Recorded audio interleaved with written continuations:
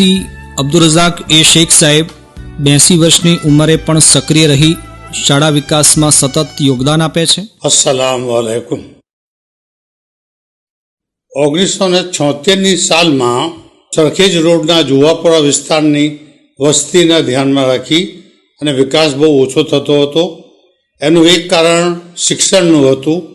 અહીંયા જે મકાનો બન્યા હતા એમાં વાલીઓ રહેવા આવ્યા હતા. બાળકોને ક્યાં મોકલવા ભણવા માટે એનો મોટો પ્રશ્ન હતો. એ પ્રશ્નને એનો નિકાલ કરવા માટે યુનિટી એજ્યુકેશન ટ્રસ્ટની સ્થાપના 1976માં થઈ. એ વખતે શાળામાં બાળકો ક્યાંથી લાવવા એ મોટો પ્રશ્ન હતો. વાલીઓ બાળકોને અભ્યાસ પ્રત્યે બહુ ધ્યાન રાખતા નહીં હતા.